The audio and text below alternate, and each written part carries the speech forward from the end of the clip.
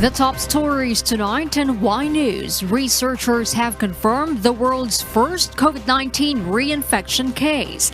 The patient was first infected in Hong Kong, recovered last April, but again tested positive for COVID-19 after about 4 months. Now the DOH reminds that no one has an immunity passport for COVID-19. Again, let me just request from our media partners to avoid using reinfection yet because we still do not have enough evidence to state na meron talagang reinfection na nangyayari. President Rodrigo Duterte holds himself responsible for COVID-19 funds. Meanwhile, the chief executive encourages Congress to create oversight committees to ensure that COVID-19 funds are properly used. I will hold myself responsible for this sole and solemn duty of answering for and in behalf of the Executive Department of all the funds that were spent in the fight against COVID.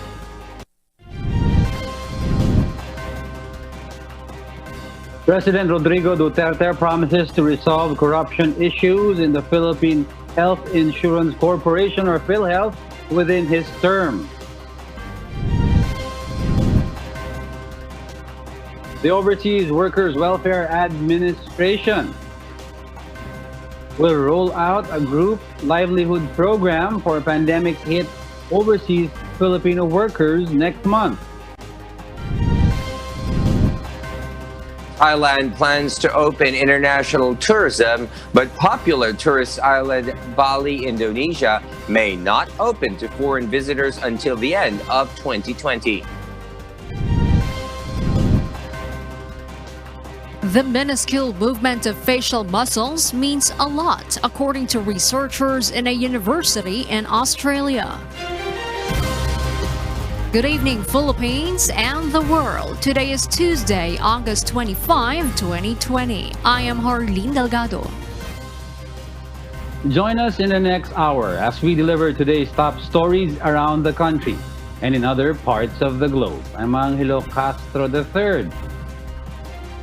We are also seen in 1,935 satellite monitoring centers nationwide and via live streaming worldwide through the UNTV News and Rescue social media accounts and our website, untvweb.com. I am William Theo.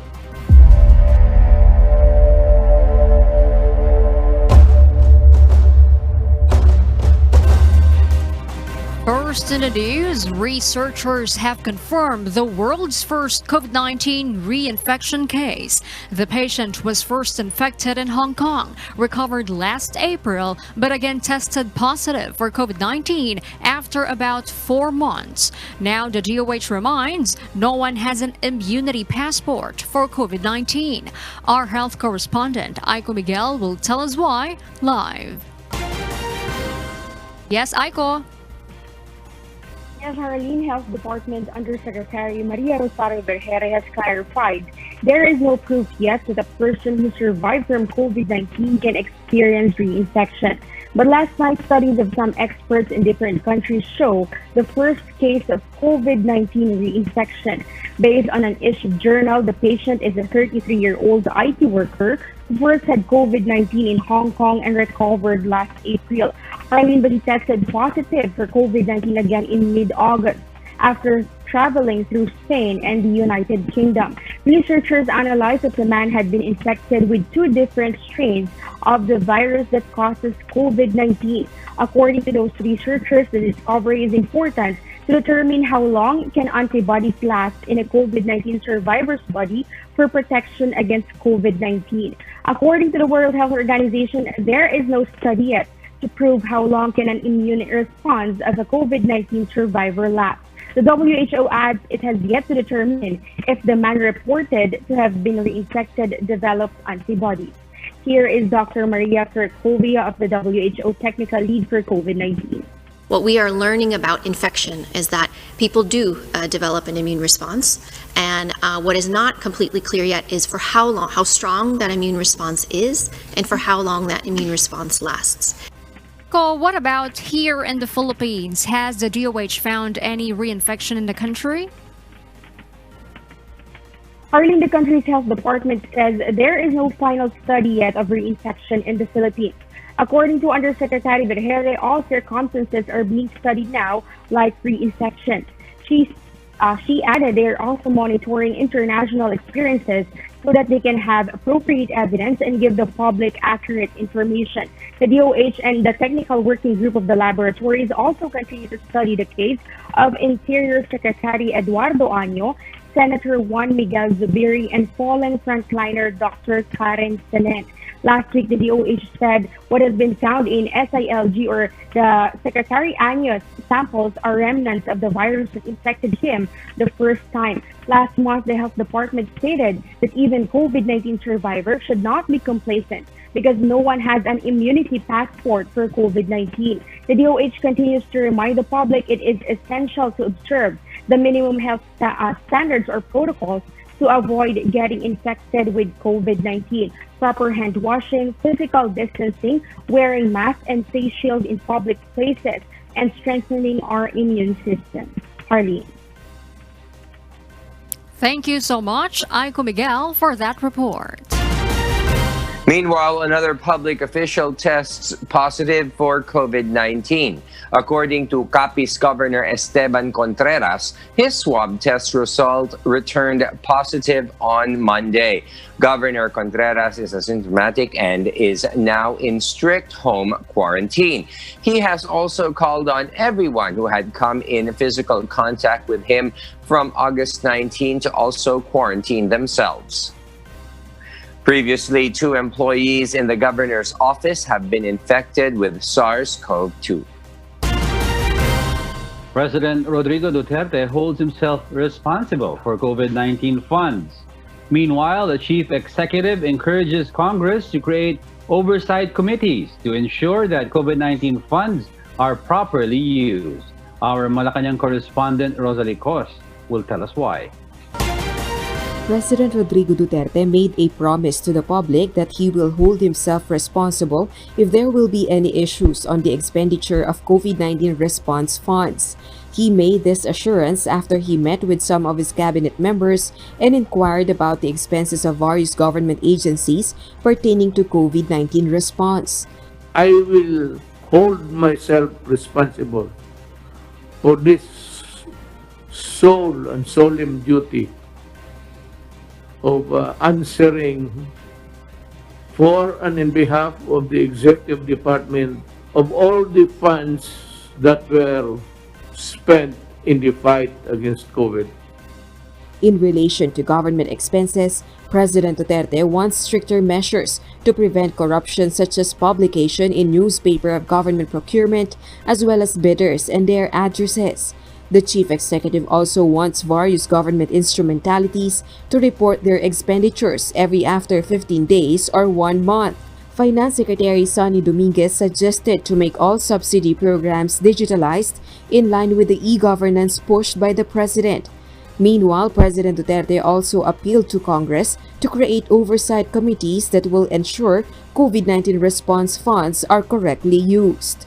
He also expressed willingness to have government expenses audited weekly.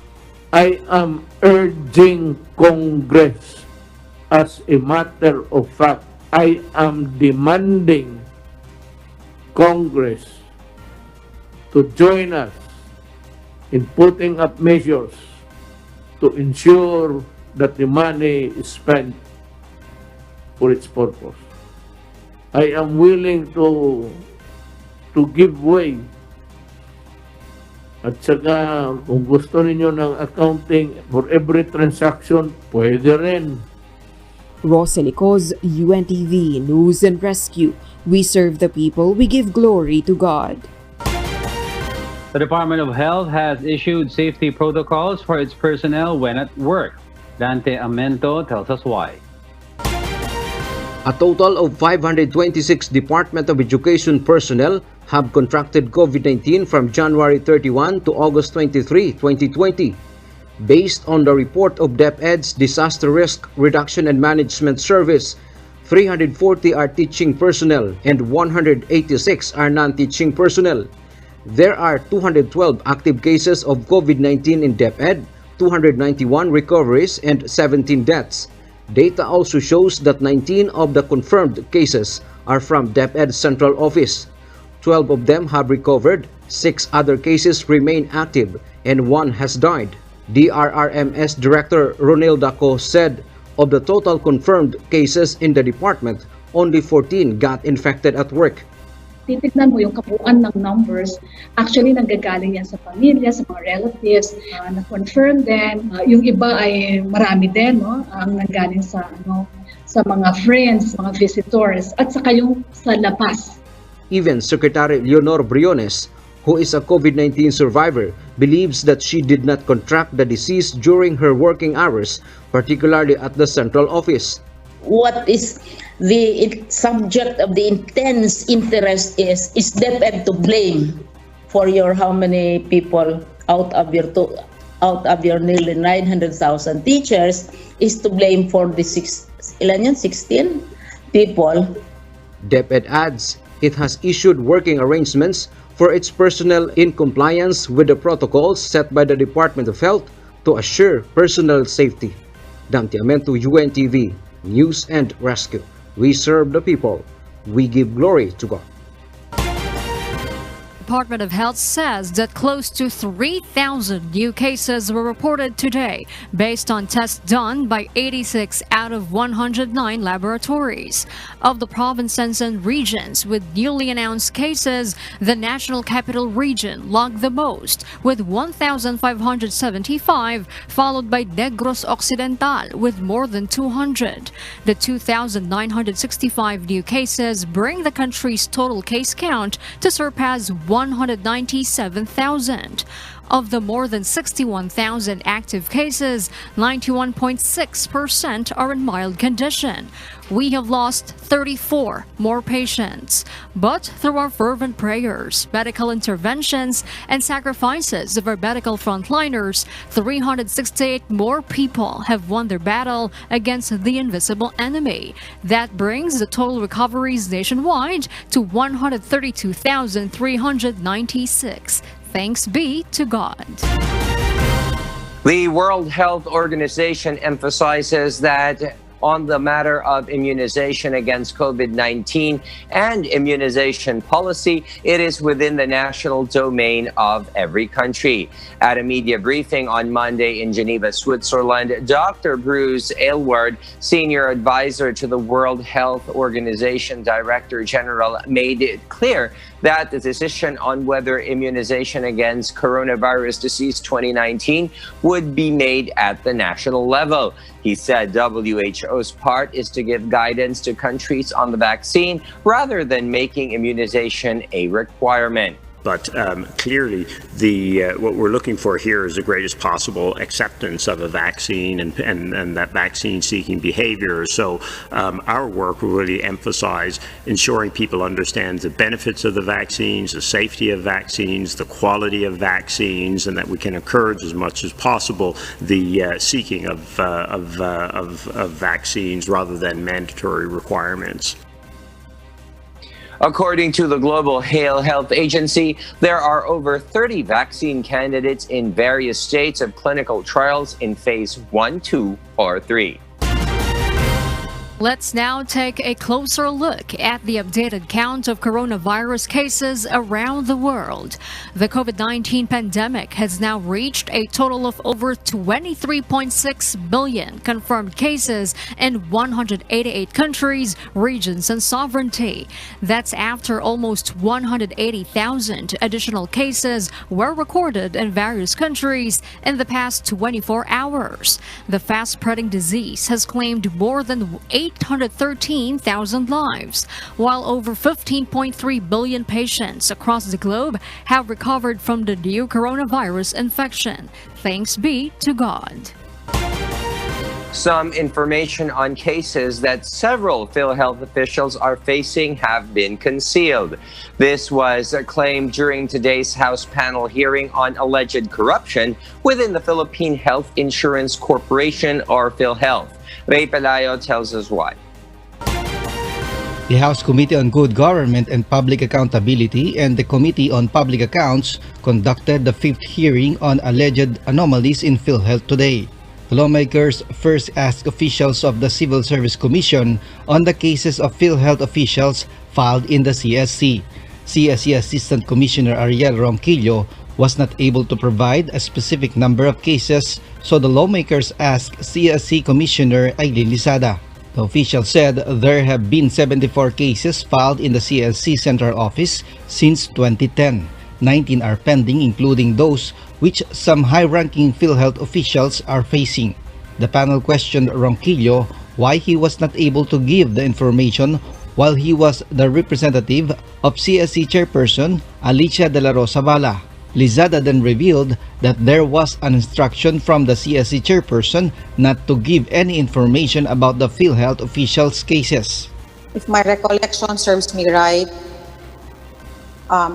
this information should not be made public, nor should be given out to anyone who would be asking, either in aid of legislation or investigation. Parang ganon. Yun ho yung matandaan ko, sir. But according to Ronquillo, the instruction of the chair was to ensure that this matter will be kept confidential from and not to be shared to the public, but will be shared if needed in any of the investigations being conducted concerning the PhilHealth. So there was no guidance to suppress evidence. Lizada said her office is conducting an inventory of all cases after President Rodrigo Duterte ordered a task force to investigate the alleged anomalies in the state insurer. The House panel will resume its inquiries to the CSC in the next hearing on Thursday, where CSC Chairperson Alicia de la Rosa Bala will be invited to give chance to respond to queries. The audio recording of the meeting where the said guidance was mentioned has been subpoenaed to shed light on Commissioner Lizada's claim that there had been an order not to disclose information about PhilHealth's official cases with the CSC. Ray Pelayo, UNTV News and Rescue. We serve the people, we give glory to God.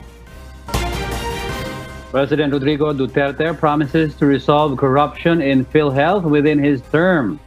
Also, the chief executive admits he had considered replacing Customs Commissioner Ray Leonardo Guerrero. Rosalie Cost explains why.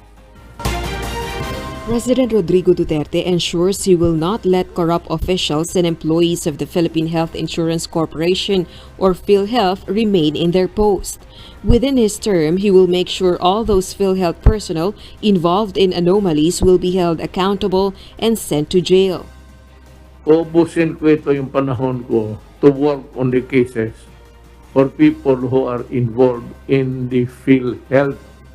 Task Force PhilHealth, led by the Department of Justice, also gave an update on its investigations into the corruption allegations against the state health insurance. Justice Secretary Menardo Guevara said he had asked component agencies to expedite their ongoing investigations or special audit involving PhilHealth officials. The investigations of the task force also focused on major allegations of corruption in relation to the manipulated PhilHealth information technology system, its legal sector, interim reimbursement mechanism, and financial management. Our ultimate objective within the time limit that you gave us is to be able to file legal actions with the Office of the Ombudsman, and also we will try to make use of the reports that we receive from the Senate and the House of Representatives, because as you probably very well know, the investigations that they conducted were supposed to be in aid of legislation, but the same evidence will be used also for the purpose of filing legal action.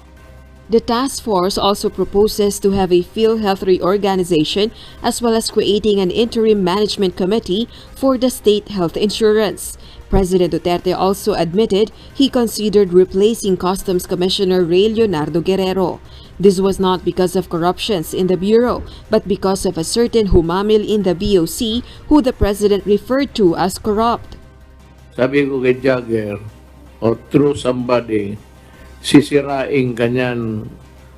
Kay ito si Humamil, matagal na yan dyan sa airport, napaka-corrupt yung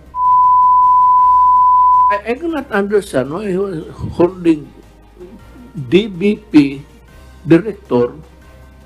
At the same time, he was an employee of the customs. Sabi mo kay Jagger, bitawan mo yan. Pag hindi sisirain ka, ay malapit talaga siya nasira. O as considering, Jagger was considering of replacing you. Not because of anything. I can vouch na malinis ka. Problem is do not entertain loyalties, especially in government. If you think that that idiot is going to destroy you, you destroy him first. In January this year, a report surfaced that the President wanted to replace Guerrero. Rosa Licoz, UNTV News and Rescue. We serve the people, we give glory to God. The COVID-19 pandemic has been affecting millions of Filipinos, including our overseas Filipino workers. Based on data from the Labor Department presented by Senate Committee on Labor Chair Joel Villanueva in today's hearing at the Senate, over 300,000 OFWs have been displaced by the pandemic. Senator Amy Marcos called for an increase in the credit assistance allowable for OFWs from the proposed 50,000 pesos to 100,000 pesos. However, OWA Administrator Hans Leo Kakdak said they will not be able to accommodate up to 200,000 OFWs who may avail of the assistance. According to Kakdak, they may organize a business plan competition wherein they would choose the best business plan from participating OFWs who will be granted the benefits of the program.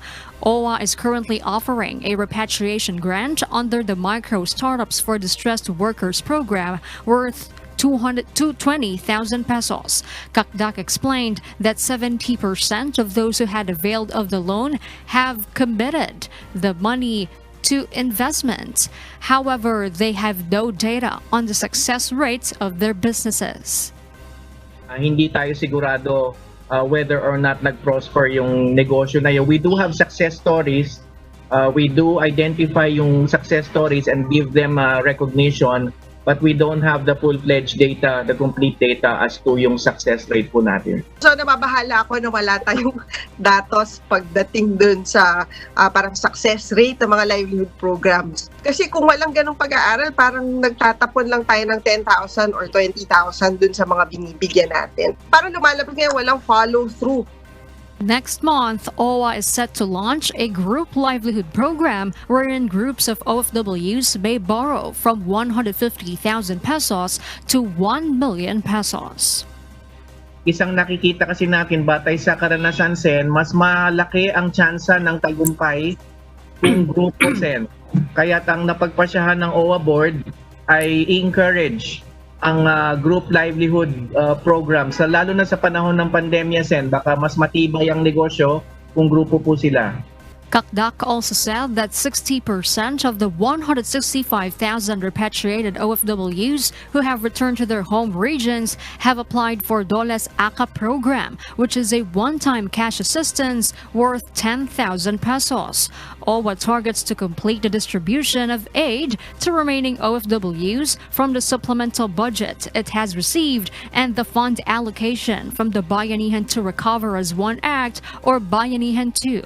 Meanwhile, the Labor Department adds it has been updating its database and the profiling of repatriated OFWs for the matching of skills to help them find a new job in the country. DOLE Undersecretary Georgie Aragon said they are expecting expecting the business process outsourcing or the BPO industry to absorb most of the OFWs, noting that 90 to 92% of the industry has already recovered from the effects of the pandemic. And good news to our kasangbahays. Meralco will no longer issue disconnection notices until the month of October 2020. Meanwhile, Meralco Lifeline customers will receive discounts in their coming bills. Vincent Arboleda will tell us why. The suspension of disconnection of Meralco service is supposed to end by the end of September this year. But the House of Representatives requested Meralco to somehow extend the suspension so consumers will be assured of electricity amid the COVID-19 pandemic. To this, Meralco President and CEO Attorney Ray Espinosa agreed, saying that they understand the plight of their consumers. I-extend ko po yung suspension, disconnection hanggang end ng October para mas mabigyan ng panahon ng ating mga customers na makalikom ng sapat na pambayad sa kanilang mga bills, no? Espinosa added that the decision applies to all areas that Meralco serves. Should consumers still fail to pay by the end of October, they will still be given a grace period. To further help consumers, Meralco will also give discounts to the 2.77 million Lifeline consumers. Ito po yung mga customers na kumukonsumo ng 100 kilowatt hours at below. So makakatanggap sila ng diskwento sa kanilang distribution charge equivalent to a total of 101 million pesos. Yan po ay ibibigay natin as an additional credit sa kanilang bills na darating. Meralco has also waived the 47 pesos convenience fee when paying electric bill using Meralco app. Espinosa assured the public that they are already implementing the actual meter reading and not an estimated meter reading which was implemented during the ECQ period. Kung may mga nagbayad ng sobra ng mga buwan na yun po ay rini-refund natin sa ating mga customers o dili kaya kung hindi sila nag-claim ng refund, kine-credit po natin sa kanilang mga future bills. Should there be complaints on the billing, a consumer can submit a complaint to Meralco's Facebook page or call its call center hotline 16211. Consumers can also report any complaints to the Energy Regulatory Commission through their Facebook page. Vincent Arboleda, UNTV, News and Rescue. We serve the people. We give glory to God. The Land Transportation Office will begin to issue driver's licenses with a 10-year validity. Joanne Nano tells us why. To be able to instill discipline among motorists and to avoid road accidents, the Land Transportation Office will start the issuance of driver's license with 10-year validity in October next year. However, only drivers with no traffic violations on record since June 2019 are entitled to apply for a license valid for 10 years according to the LTO. If there is any record of traffic violations, the driver will be qualified to apply only for a license with 5-year validity. Since 2019, the LTO has been implementing a demerit system among the drivers, which is based on Republic Act 10930 or the act extending the validity period of driver's licenses. Under the law, drivers with grave violations such as driving a vehicle involving a crime, driving under the influence of alcohol or illegal drugs, operating a colorum vehicle, and drivers with more than 3 repetitive traffic violations will get 5 demerit points. 3 demerit points for drivers with more than 2 offenses and 1 demerit point for any minor traffic violations. Ngayon, kung meron kang any demerit point, no, maaaring hindi ka na mag-qualify do sa 10-year license validity. At again, inumpisahan yan noong 2019. So that lahat ng citation na na-issue for drivers violating the traffic rules, no, nasa record niya yon na meron na siyang na-accumulate na so much demerit points. Hindi siya makaka-avail nung incentive na binibigay dun sa hindi nagkaroon ng violation. Meanwhile, the LTO also assures the public it will not impose additional charges for drivers that are qualified for a license with 10-year validity. Wala naman kaming iniisip na karagdagan dahil halos ang proseso, ang material na gagamitin, halos pareho lang. Kaya we think hindi naman necessarily na gagasta kami ng para gawing 10 years The agency also clarifies that even when drivers who carry a license with 3-year validity will not be allowed to apply for a license valid for 10 years, as they need to acquire first a license with 5-year validity in accordance with the law. Joanano, UNTV News and Rescue. We serve the people, we give glory to God. Meanwhile, the Department of Transportation expects more bus units with left side doors to ply the EDSA busway in the following months. A transport group, however, opposes modifying the doors of public utility buses designated on the EDSA busway. Here's Asher Kadapan Jr. to tell us why. Public utility buses plying the EDSA busway utilize the newly built bus stops in the innermost lane of Metro Manila's busiest thoroughfare. For the safety and convenience of passengers, the HM Transport Bus Company deploys 3 bus units with doors at the left side of the bus for the specific route. According to the Department of Transportation, left entry door buses are preferable for safety based on internationally accepted practices. Although it is not yet mandatory, the DOTR anticipates more buses applying EDSA to adapt to the new concept. RRCG Transport System plans to deploy passenger buses for the EDSA busway with left entry doors too, while HM Transport plans to add 7 more units next month despite the challenges in their operation. So hoping makatupad kami, makaserbisyo kami sa tao with the protocols na ipatutupad. Although at a loss kami financially, kasi 50% lang yung seating capacity na pwede namin gawin yun. But according to the Alliance of Concerned Transport Organization or ACTO, it is an additional burden to bus companies. ACTO National President Efren De Luna explains that small companies will not be able to cope with the cost of the modification. Kapag ginawa nila sa kaliwa ang ating mga sakayan, ang lalabas dyan, gagastos pa ng mahigit kumulang sa 100,000 ang bawat mga operator. Ngayon, ang maiiwan ngayon dyan, yung mga maliliit na mga operator. Despite criticisms, the exclusive lane of EDSA provides faster travel time to public commuters who use passenger buses. According to the DOTR, it used to take 2 to 3 hours to travel between Monumento and Parañaque Integrated Terminal Exchange or PITX. But with the EDSA busway, it only takes 45 minutes to an hour to travel between both ends of the route. Asher Kadapan Jr., UNTV News and Rescue. We serve the people, we give glory to God. Now here's a glimpse of what's the weather like in parts of the country. The southwest monsoon or hanging habagat is affecting the northern and central Luzon. State Weather Bureau Pagasa says the weather condition will bring cloudy skies with scattered rain showers and thunderstorms over Ilocos provinces, Batanes, and Babuyan Group of Islands. Meanwhile, Metro Manila and the rest of the country will experience partly cloudy to cloudy skies with isolated rain showers due to the southwest monsoon or localized thunderstorms. Take extra precautions as possible flash floods or landslides may occur during severe thunderstorms. No tropical cyclone advisory is issued. President Rodrigo Duterte denies he has something to do with the calls for a revolutionary government. Meanwhile, the chief executive answers Vice President Leni Robredo on her latest statement on the administration's COVID-19 response. Rosalie Cos tells us why. President Rodrigo Duterte denies he has something to do with groups who are pushing for a revolutionary government. He insists he does not know them.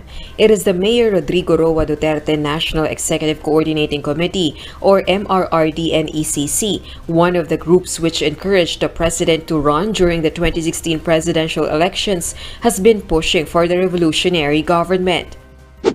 Wala akong pakialam niyan, wala akong kilala ng mga tao na yan at hindi ko yan trabaho. However, in March 2018, the chief executive delivered a speech before the convention of the said group.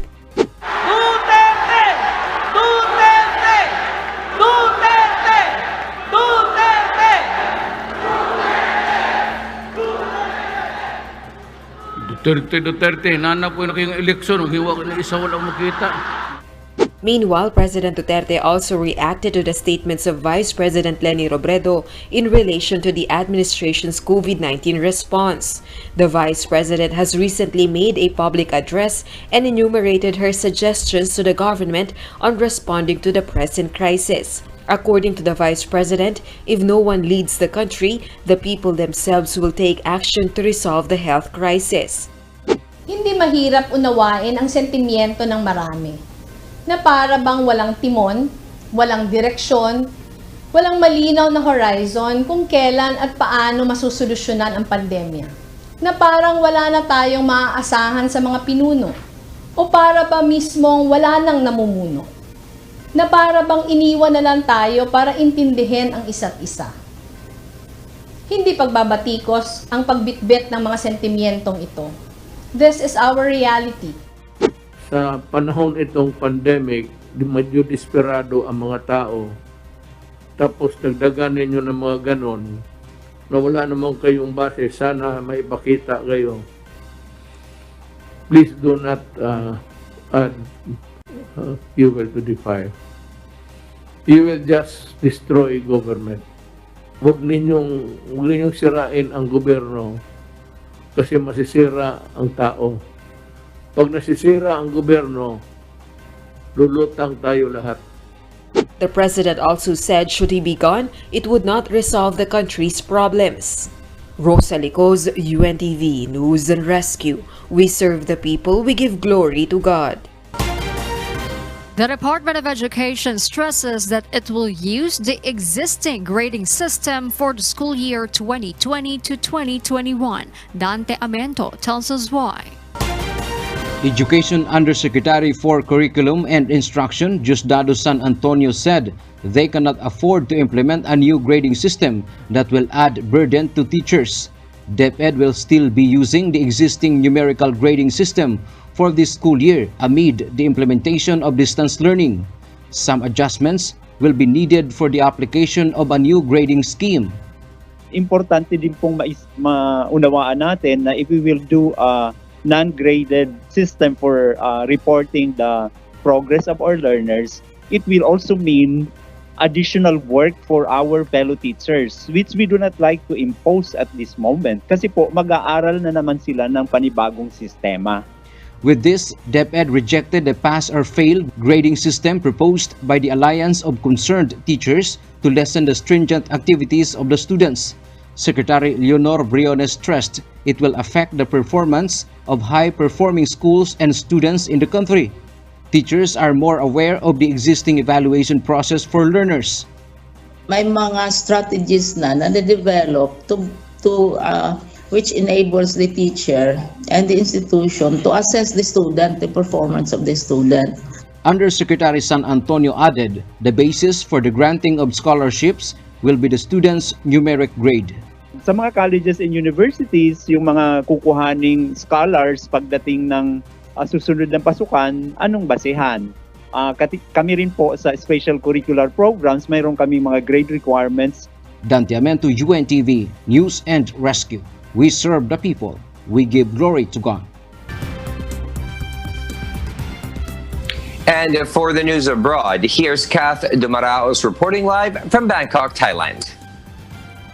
The Department of Health Service in Thailand is drafting a plan to open international tourism in the country called Villa Quarantine. This would allow foreigners to observe the mandatory 14-day quarantine while enjoying spa, beauty, and other well-being treatments at certified hotels.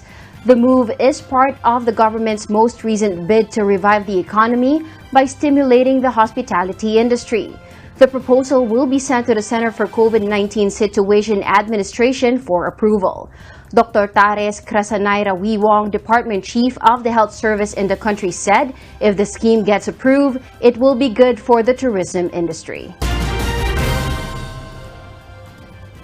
Elsewhere in Indonesia, the island of Bali will not open to foreign tourists again this year due to coronavirus concerns. In a recent statement, the island's governor, Ryan Coster, has said the situation in Indonesia is not conducive to allow international tourists to visit the country, including Bali.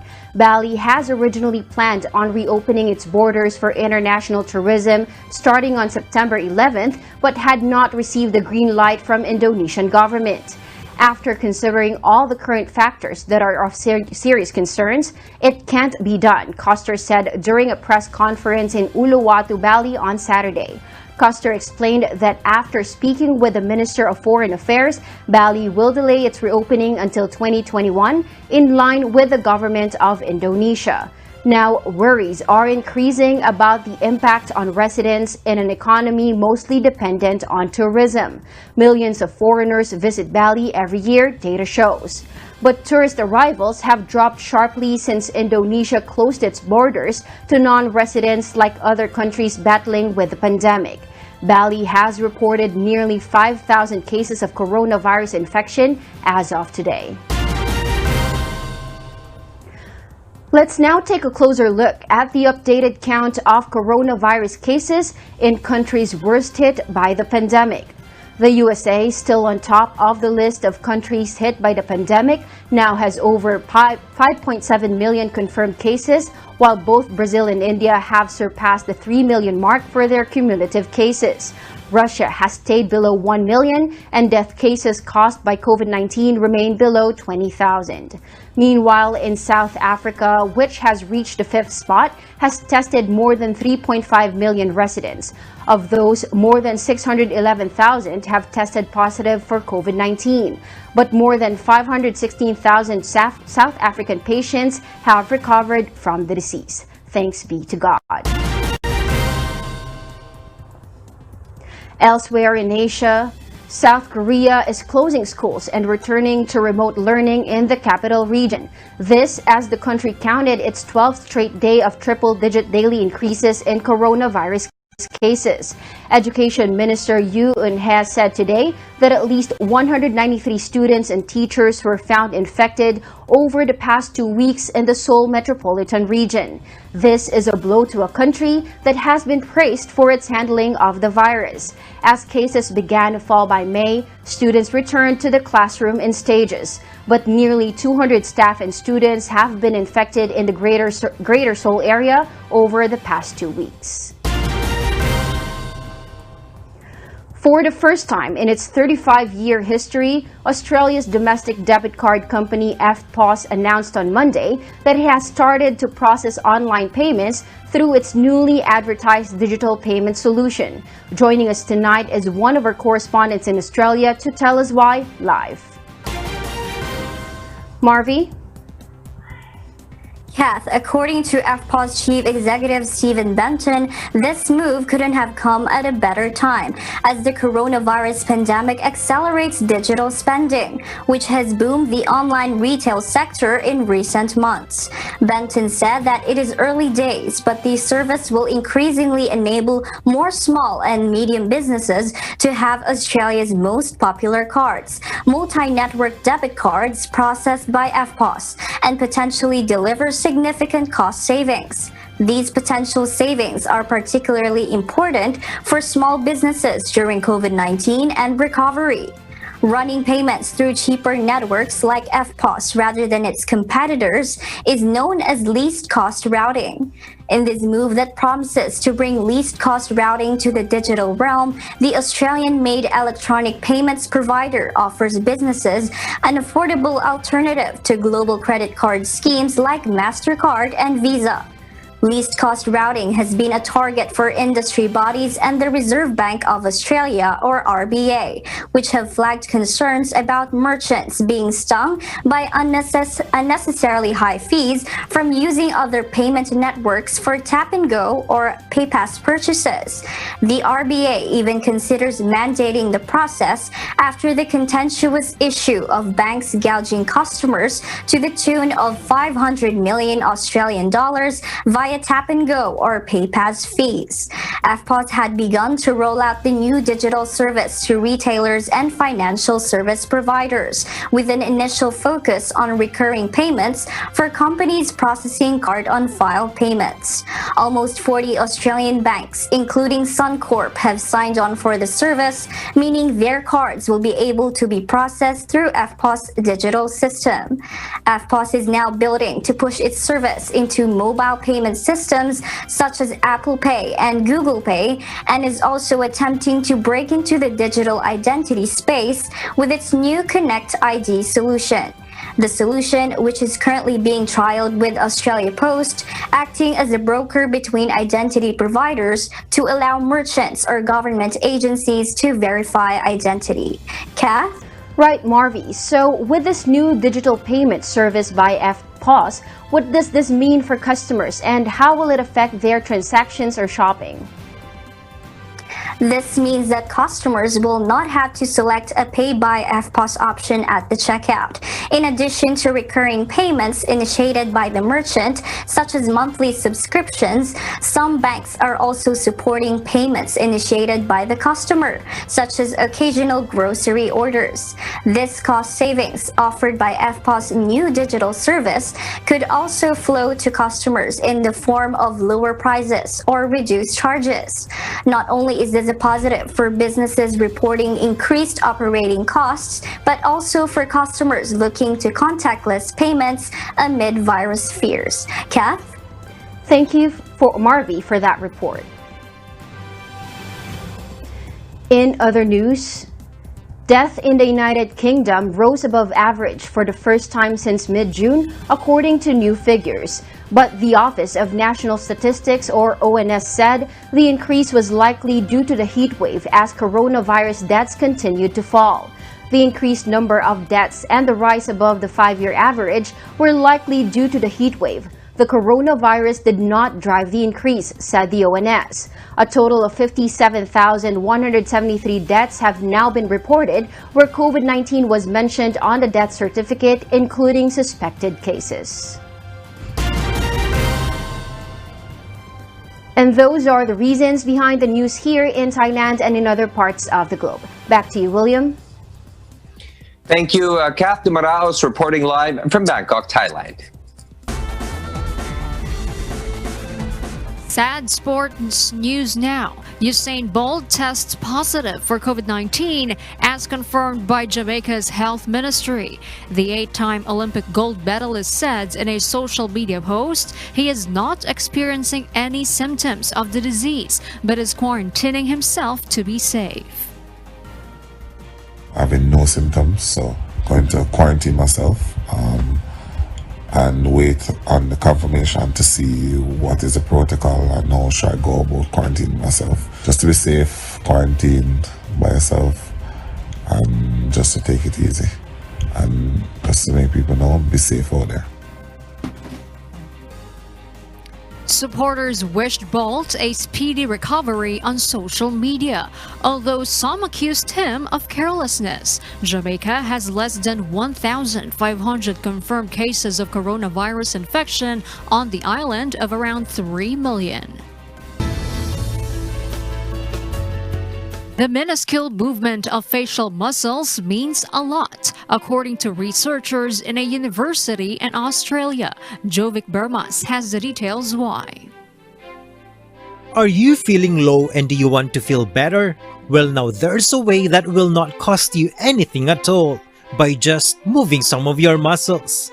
A recent study from University of South Australia, published in Experimental Psychology, confirms that when we forcefully practice smiling, it stimulates the emotional center of our brain called amygdala, which then releases neurotransmitters to make us think and feel in a positive way. Researchers analyzed how a covert smile reacts to our face and body expressions. In both scenarios, participants were asked to hold a pen between their teeth to induce a smile, forcing their facial muscles to copy the movement of a smile. They found both facial and body expressions generated positive emotions as they recognized active change in facial muscles. The finding has important insights for mental health, says Dr. Fernando Marmolejo Ramos, the research lead and expert in human and artificial cognition with UNISA's Center for Change and Complexity in Learning. This mechanism of tricking the brain into perceiving stimuli as happy can be potentially used in boosting mental health. In this study, we aimed for having a sample from different places. So we had from 4 different countries. So one of the experiments we had from Stockholm, from Sweden, from Poland, and from Japan. That was the first study. The second study we had from Poland, Japan, and Spain. And that's how we could replicate the effects in 3 different locations, 3 different sites for both experiments. However, it's very important to make clear that even though we find something significant and it's interesting, it would be very nice in the future to extend it to cultures, to different countries. And that takes time, but it's possible. Dr. Fernando adds, when your muscles say you're happy, you're more likely to see the world around you in a positive way. By the statement of the world smiles at you, well, it's a way to say that you tend to perceive things more positively when you are in that particular emotional state. But the same happens the other way around. So for example, by frowning, by inducing a frown, you tend to see negativity in the stimuli that are actually neutral. Dr. Marmolejo Ramos, who hails from Colombia, aware of how things are in the Americas, believes that in the middle of the economic and health crisis caused by the coronavirus, we should still continue to smile. We have to basically try to make the most of it. And a way to do that is basically trying to get ahead of the curve and just basically try to be positive despite the situation. Jovic Burmas, UNTV News and Rescue, we serve the people, we give glory to God. And those are the reasons behind the news, August 25, 2020. I am Harleen Delgado. Reasons we deliver to you as they unfold. I'm Angelo Castro III. Because we need to know. We will always ask why. And I am William Theo. We serve the people. We give glory to God.